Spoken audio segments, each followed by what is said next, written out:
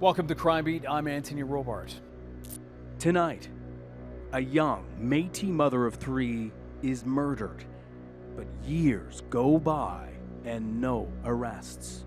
We knew it was a homicide right away based on the victim and the victim's condition. She was murdered in her home. She was strangled to death.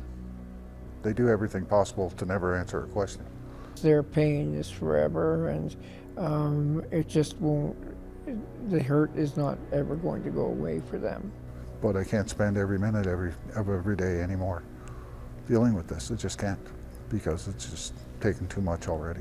We defense counsel are here to keep the system honest, here to keep the system fair, keep the police honest, the prosecution honest. Personally, it's heartbreaking.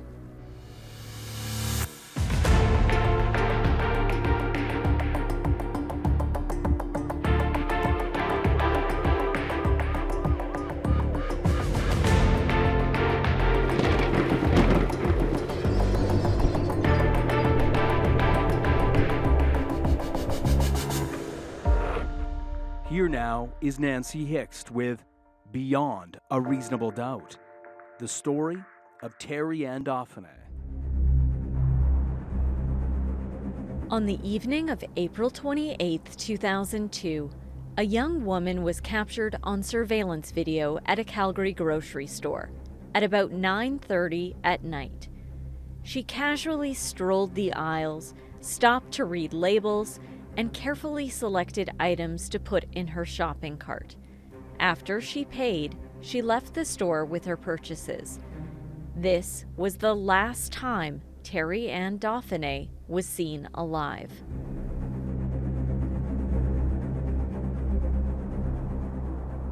The next morning, in the quiet northwest community of Citadel, Terrie's sister stopped in for a visit.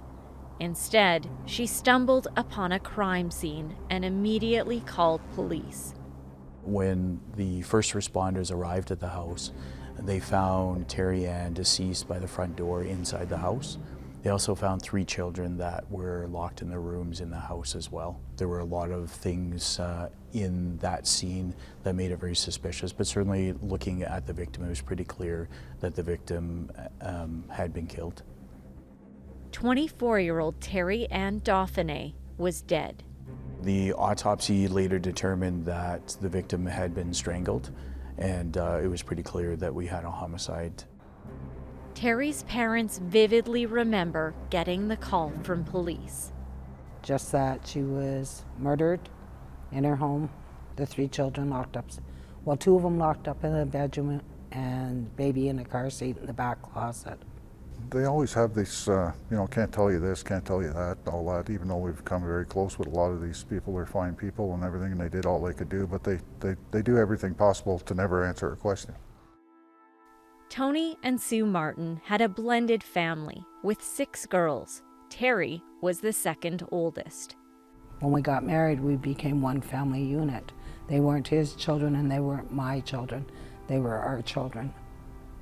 Terrie Ann was born on February 21st, 1978, 8 pounds, 8 ounces, 24 inches long. She loved school, she aced it. She was an honor student. In fact, she graduated high school just before she turned 16 and had scholarships to go to any university here in Canada. Her life's mission was to become a doctor, and that was all there was to it, so she dedicated herself to school. She was never really any problem. Out of all the kids, she was probably the easiest one to deal with. She never really got in trouble. She wasn't saucy as the other ones and everything. She was just pretty passive, and very easy to get along with. And we had a great relationship, Every Saturday morning, we all gathered around on the couch for cartoons and pancakes, and that's the way life began. When Terrie was about 11 years old, the family took in a teenaged boy. He seemed to be a nice young guy who was really headed down the wrong path. And, the families got together, we all sort of became friends and everything. Ken Dauphine became like a son to Tony and Sue. Loved the guy, I just adored him. You know, he's, you know, hanging out with them, playing pool, just being with them and everything like that. You know, just he was just great to have around. I mean, I had a house full of girls, even the dogs were girls. So it was nice to have a, you know, a guy, you know, like he was just like a son. Eventually, Ken moved out, but he stayed in touch with the Martins. And somewhere along the line, Ken and Terrie fell in love. I would say she was probably close to 16 and he was maybe 19, something like that. I wasn't happy about it at all. I had lots of serious discussions with him over that, but it was too late. There was nothing to do at that point. Terrie was very beautiful, but she didn't have that self-esteem thinking she was beautiful enough to deserve better. So when Ken paid attention to her, it was like, wow, a boy's paying attention to me. Just that they were too young to be doing what they were doing, and you know, why didn't they take some time apart and see if this was the way they wanted to go and stuff? I mean, there's no way that you can force anybody, even in 2002. In 1998, when Terrie was about 20 years old, she married Ken Dauphine and started a family. By the spring of 2002, they had 3 children, a 4-year-old girl, a 2-year-old son, and a baby boy. But according to Ken, the marriage was on the rocks, and he moved out. He said it was about 7 weeks later that she was found dead. Coming up, as police try to unravel the murder, investigators question a close family member.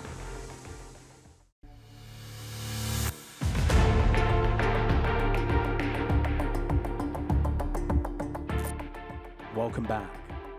After a young mother of 3 is found murdered in her own home, her family is desperate for answers.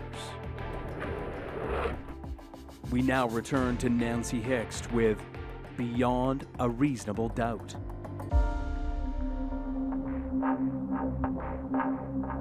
Police converged on the quiet Northwest Calgary community of Citadel as the death of 24-year-old Terrie Dauphinais was deemed a homicide.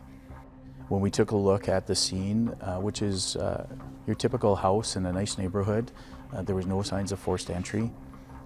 We did see some evidence of what may have been considered as staging. There were some things that we saw that made it look like perhaps somebody was trying to make it look like there was a forced entry, but in fact there was no forced entry.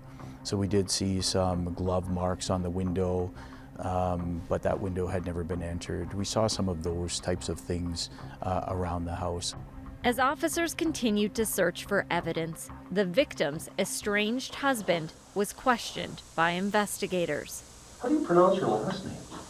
Dauphine. Dauphine? Oh, okay. Dauph. What nationality is that? Metis. Oh, all right. Grandfather on my dad's side is Metis.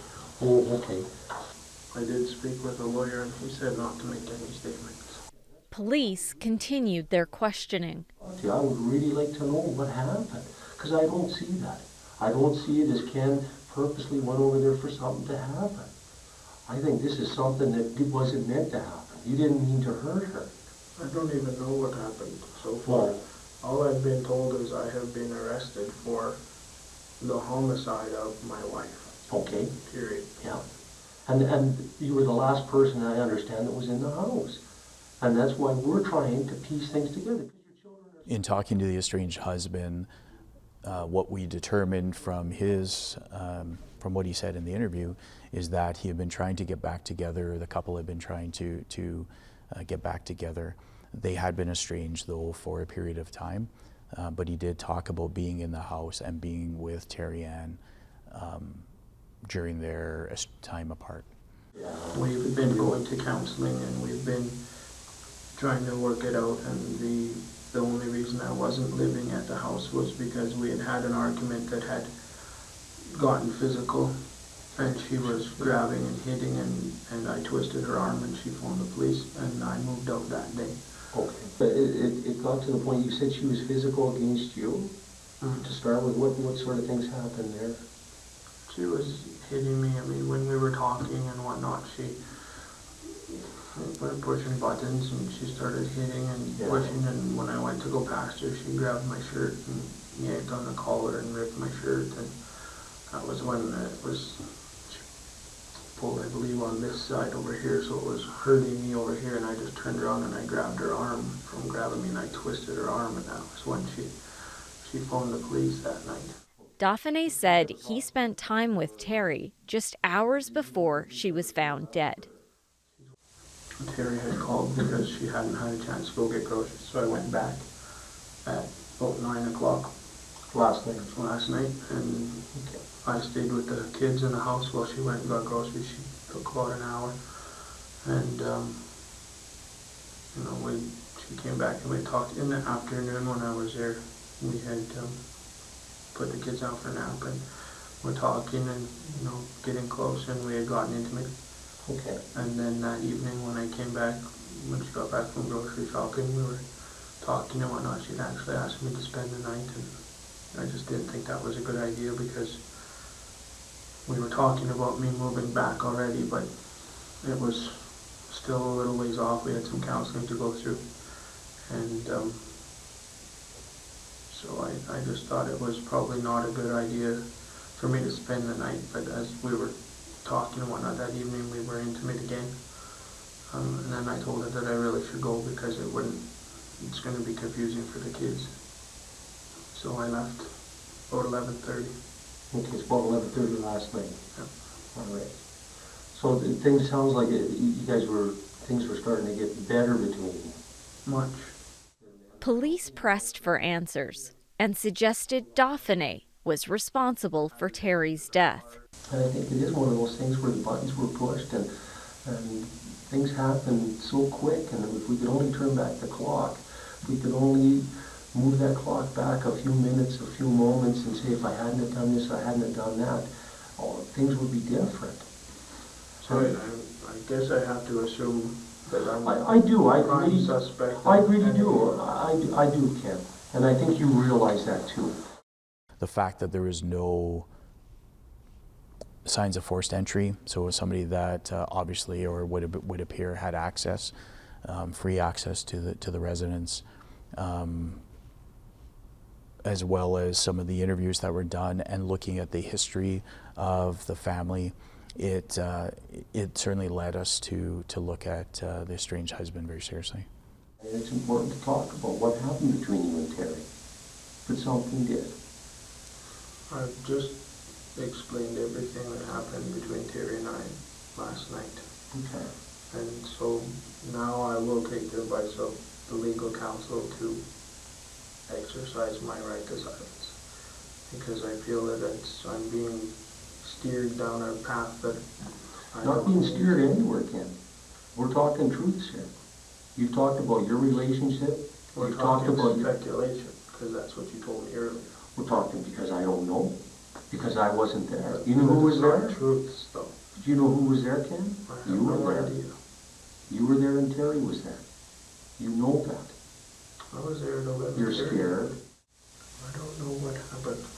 What do you And think I didn't happened? do Yeah. whatever happened, but I'm not willing to talk about what happened either. I'm going to exercise the right to silence as per the legal counsel that I received. I can say that there was no doubt within the homicide unit that this was our suspect and it was the only person that we were looking at that time.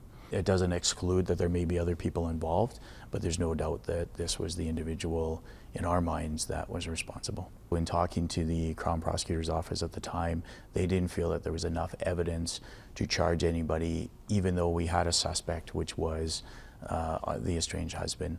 So we released him without charge. In the weeks that followed, Global News reached out to Ken Dauphine for comment. No, they haven't told me anything. I have no information about the situation. I have no knowledge, and I have nothing further to say. He was just really an ordinary guy. He had worked for the city of Calgary as a laborer. He carried on that type of work. So he really was just an ordinary Joe, and that's how life went along for him. Well, back in 2002, the husband was absolutely the suspect. The problem is there is just not enough evidence to charge him. What kind of forensic evidence was there? Well, the fact is he was a member of the family, even though he was estranged. So it wouldn't be surprising that his fingerprints would be there. The accused admitted freely that the two recently had sexual relations, and therefore the fact that there would be semen would not be surprising either. So forensic evidence in this case could not really assist us. Coming up, as the key suspect in the homicide is released, police go to extraordinary lengths to push the case forward.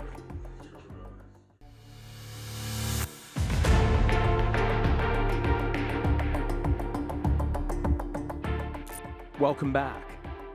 As investigative leads dry up, years later, police initiate an undercover sting operation. We now return to Beyond a Reasonable Doubt, the story of Terrie Ann Dauphinais. As 2002 came to an end, there were no charges laid in the homicide of Terrie Dauphinais, and it weighed on her family. For 4 years, I couldn't deal with the police or news media or anything like that because I was fighting for my life.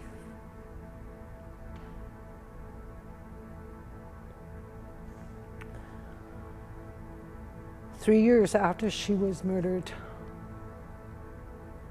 I wanted to end my life.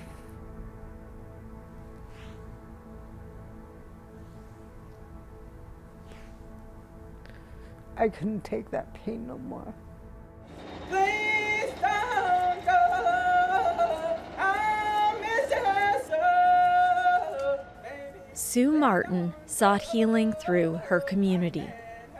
She held vigils and raised awareness for missing and murdered Indigenous women, including Terrie. I'm tired of going through detectives. I'm tired of, and I'm not saying all police officers are that way, but not a call in 2 years. Nothing. Not from the news media, nothing.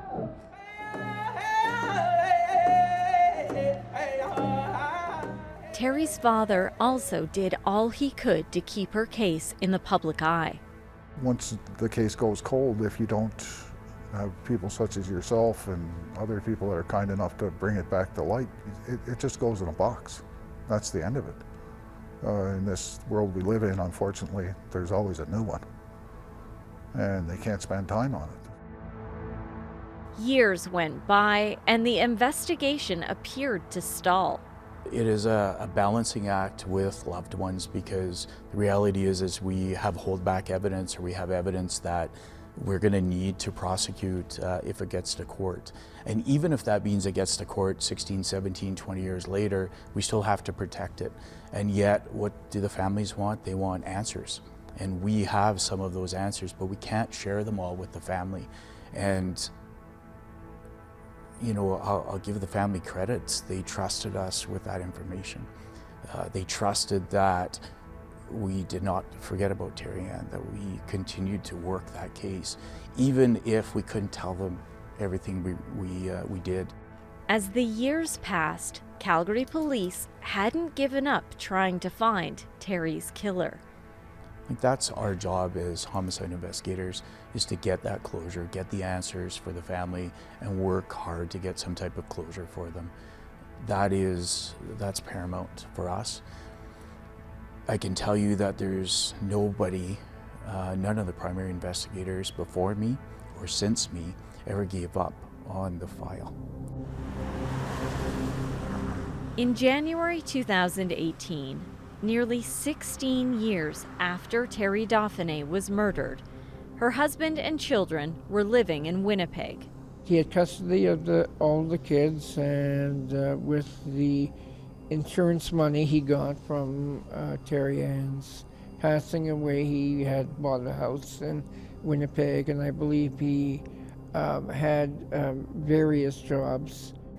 That's when Ken Dauphine became the target of an undercover Calgary police sting.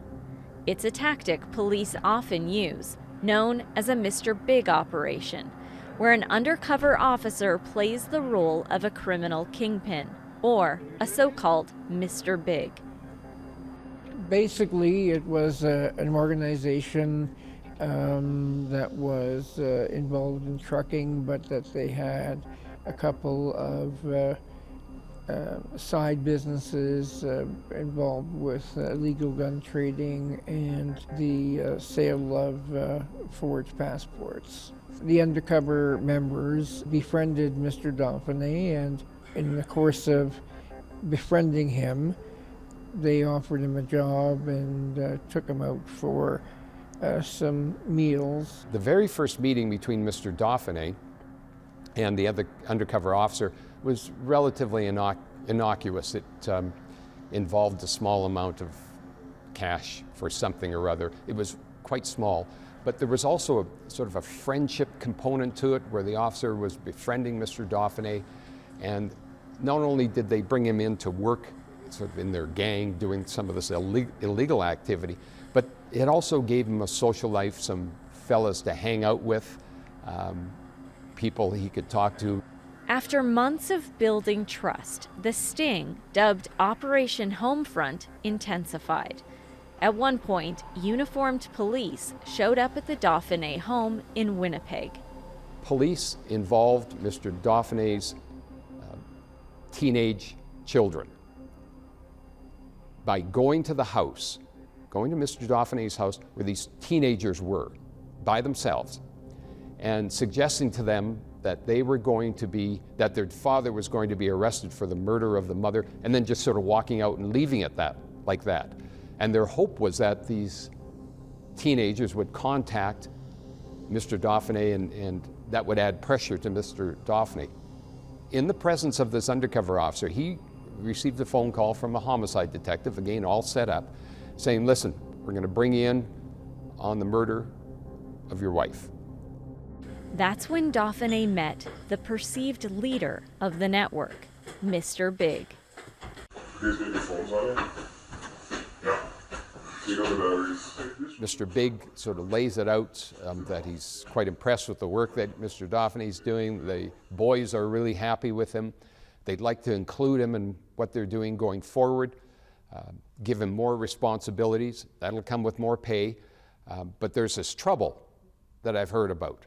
And in order for me to help you, Mr. Big says to him, like, I need to know the details because I have connections with police, with judges, with prosecutors, but I need detail so that we can make sure we get you out of this, or we can move you someplace where they'll never catch up with you. The identity of the undercover officer who plays the role of Mr. Big is protected by a court-imposed publication ban.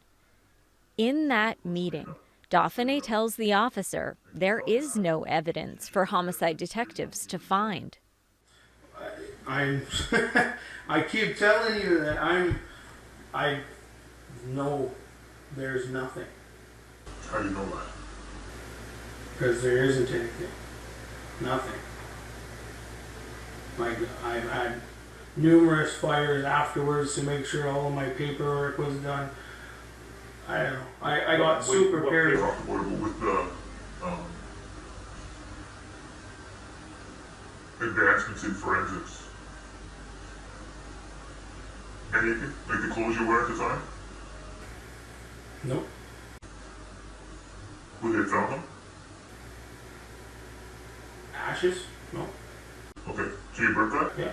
Good. Soon after? Yeah. Very good. Did anyone see the fire? Like, was it like a fireplace or? It was a fireplace. Okay.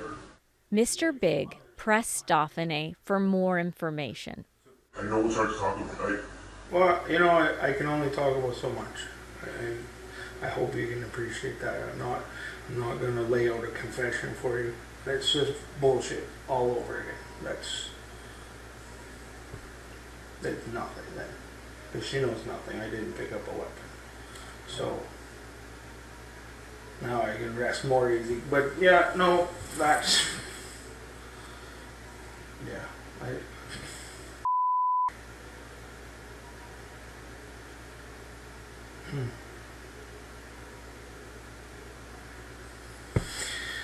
know. They didn't find a weapon. There was no weapon.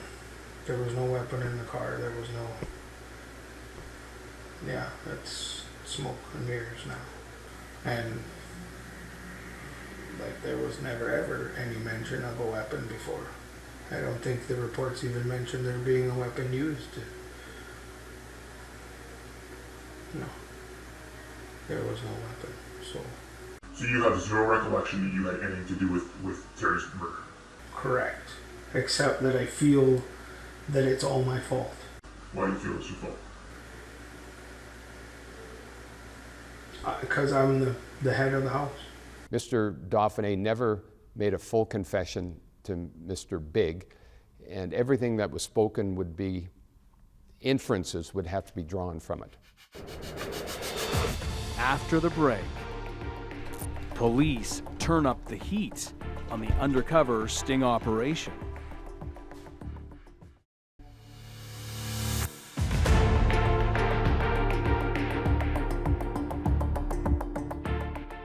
Welcome back. The Mr. Big sting operation leads to a break in the case. We now return to Beyond a Reasonable Doubt, the story of Terrie Ann Dauphinais. As Operation Homefront continued in May of 2018, Ken Dauphine had already met with Mr. Big, and days later had another videotaped meeting with an undercover police officer. So his friend, the undercover officer, is then saying to him, okay, look, we can't let you get arrested. We're gonna move, we're gonna hide you. And they're going from hotel to hotel, here, there, and everywhere, on a daily basis, over 4 days, trying to keep him away, supposedly, from the Calgary police who want to come and get him for the murder. Okay. I mean, there was precautions so that there wasn't DNA. Like what? Gloves?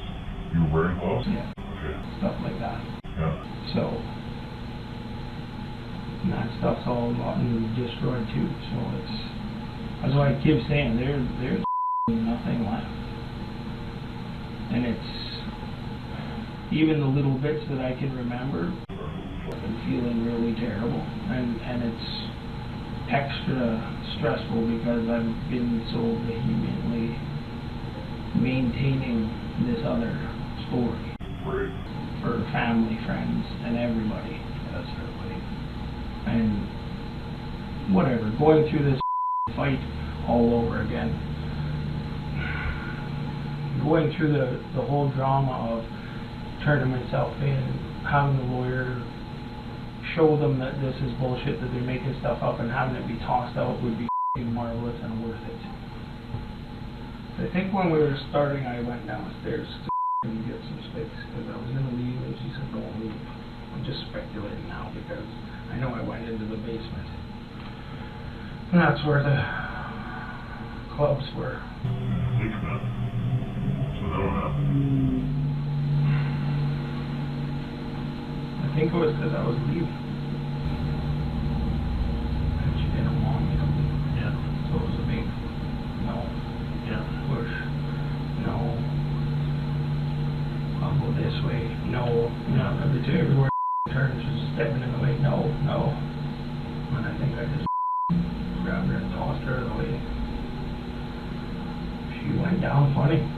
And that was like panic mode. So, and extra panic mode.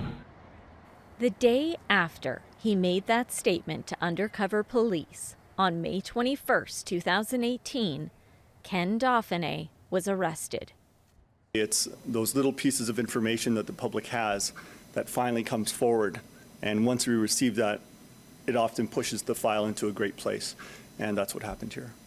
After waiting nearly 2 decades for an arrest in the murder of their daughter, the parents of Terrie Ann Dauphinais are speaking out for the first time. Nancy, this is a huge development for these parents.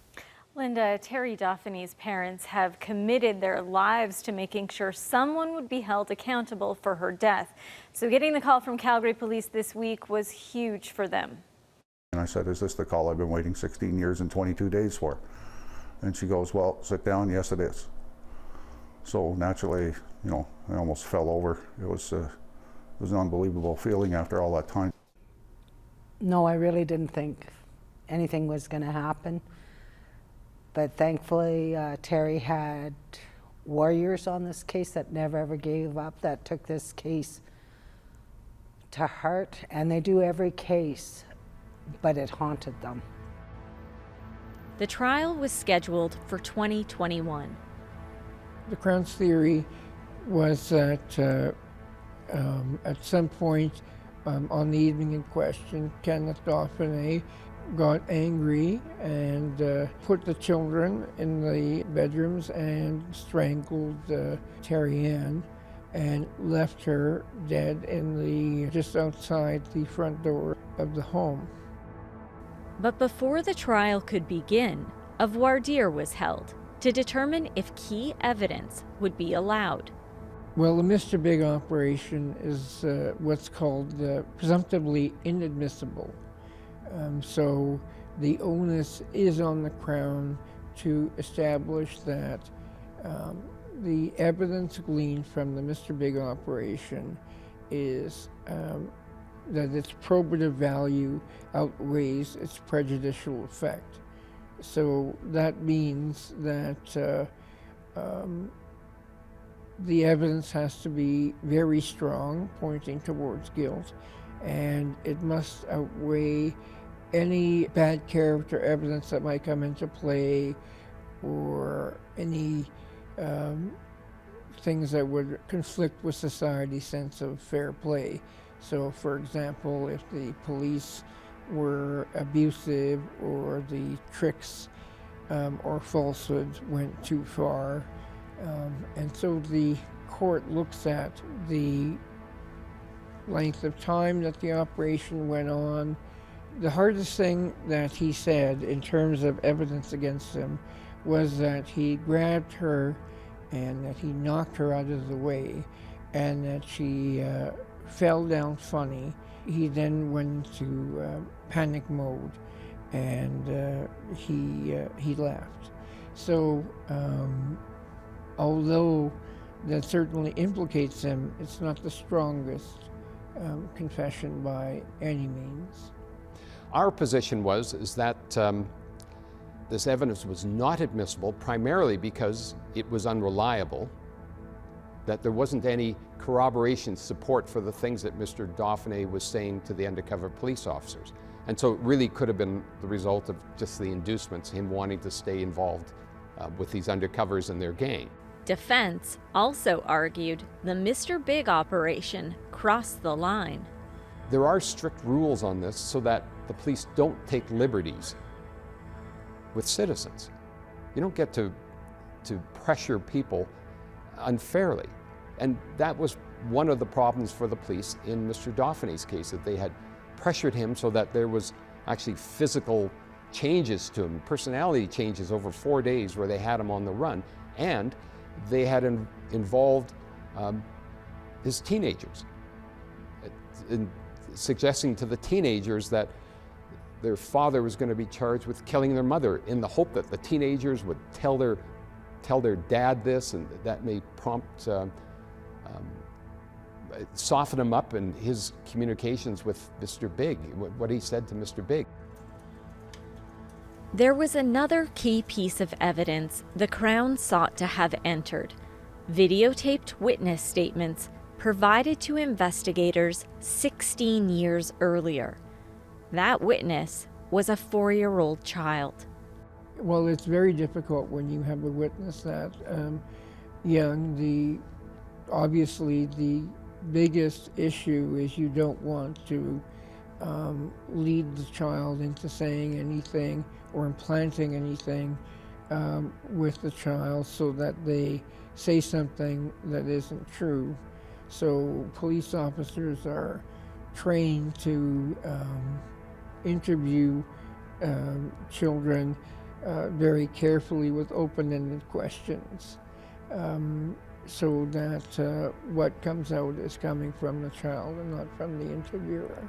You have to appreciate that standards have changed over the years, and in the interviews done in 2002 could have been better. The name of this witness is protected under a court-imposed publication ban. You know, this girl, the 4-year-old, was at one point talking about the Cookie Monster having been there, and the Cookie Monster having had a flashlight or something like that. And the police were surmising that the Cookie Monster was supposed to be her father, and that this flashlight was in fact, you know, like a stun gun that was used. And none of that was ever supported medically, that there had been a stun gun. And the business of the Cookie Monster was never clear that that was indeed her father, because she would know her father and wouldn't need to call him the Cookie Monster. So it was a confusing part of the evidence that seemed to lack any real basis in reality. The videotaped interview was played in court. During the trial, the evidentiary hearing, that videotape was played for the court and for the girl herself, who was now older, so that she could watch, listen, and see the things that she had said. So when the trial came along and the prosecution called the daughter, so many years later, it was clear that she had a good relationship with her father. He had raised her, and that she clearly was supportive of him. Her testimony was basically, I have no memory of what happened when I was 4, no memory in the house. I may have flashes of things, but I can't tell you that they're legitimate and that they're really tied to that night. And I hear myself or see myself in this video that the police took of her 4-year-old making the statement, of herself as a 4-year-old making the statement. She says, I hear what I say, but I have no recollection today whether that's true, untrue. I can't substantiate it. After the break, would the prosecution's key evidence be allowed in the trial? Stay tuned for the conclusion of Beyond a Reasonable Doubt.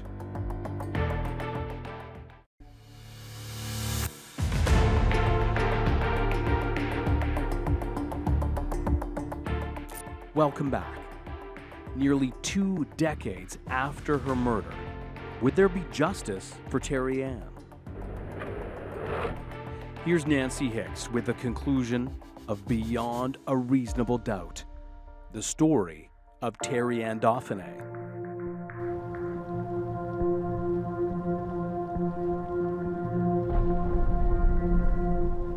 Nearly 2 decades after Terrie Dauphinais was killed, it was now up to Court of Queen's Bench Justice Rosemary Nation to decide if the Crown's key evidence would be admissible in the trial. The judge ruled most of the statements of the 4-year-old inadmissible, and also ruled that the Mr. Big operation was inadmissible. In her decision regarding the Mr. Big operation, Justice Nation noted Dauphinais never gave much detail, nor did he describe what happened on the evening of Terrie Ann's death, other than a few fragments of memory. She added, the totality of the interrogations led to confusing and contradictory answers, against a background of the accused constantly reaffirming that he has no or limited recollection of events.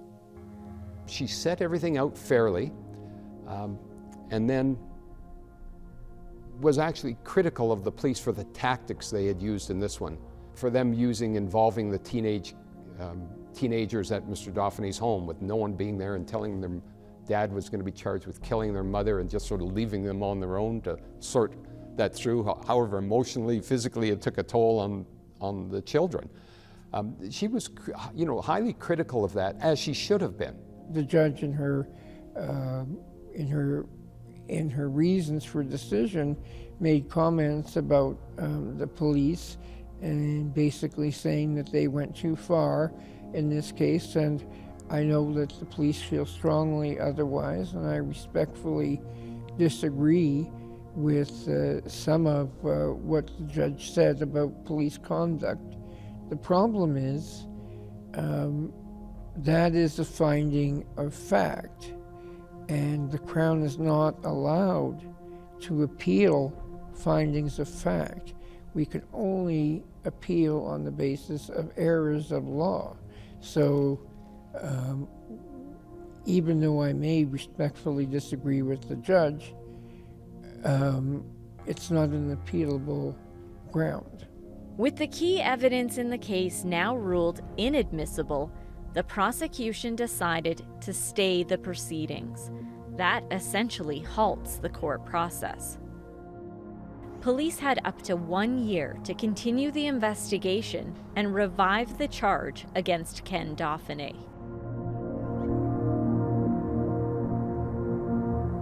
A year passed.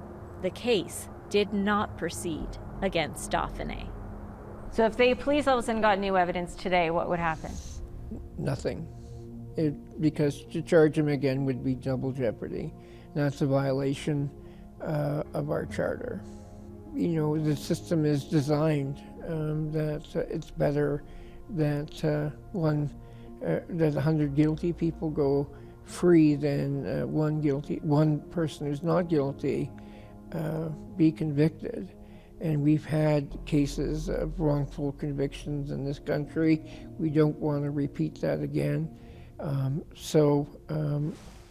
Although I disagree with some of the judge's findings, I respect her decision.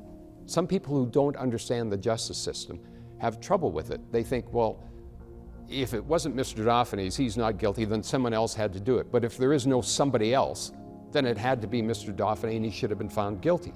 But that's not how the system works. The system works this way. If someone is charged with an offense, the prosecution must prove beyond a reasonable doubt that the person did it. And I respect the legal system, and it is a legal system. It just personally is heartbreaking that I feel that we weren't able to give that closure to the family as we set out to when we found Terrie Ann deceased. After the fact, just earlier this year, we did sit with the family and we spent an entire day with Terrie Ann's mom and dad and went through all of the work that had gone on over the last 20 years, including from the primary investigator and the forensic and the patrol officers that responded, right up through even after charge and all of the work that went on post-charge. And that was the first time that they had heard a lot of the effort and work that we had done. From my perspective, I'm super proud of all the work that went on. And frankly, I think the community would be proud if they could hear all of the work that went on to get answers for Terrie Ann's family. Terrie's family said they've lost hope there will be justice in her case, but remain focused on making sure she's never forgotten. I just want her to be remembered as a really kind person who loved her kids, and she was a very devout, religious person. She just loved life. I just want her kids to understand at some point in their lives that they had a wonderful mother that they didn't get a chance to enjoy. That's what it comes down to. It's more important to me than anything. The Calgary Police Service said it was unable to comment on the Mr. Big Sting operation or Justice Nation's decision on the case, including the criticism of police in that decision. Although they participated in this documentary, they said privacy laws and legal issues prevented them from discussing details of the case that weren't disclosed in court. That means, with no trial and no chance of future prosecution, most of the evidence gathered during the police investigation will never be made public. I'm Anthony Robart. Thank you for joining us tonight on Crime Beat. Want more episodes of Crime Beat? Listen to the Crime Beat podcast now for free on Apple Podcasts, Spotify, or wherever you find your favorite podcast. And for past episodes of Crime Beat, go to the Global TV app, visit globaltv.com, or check out our Crime Beat YouTube page.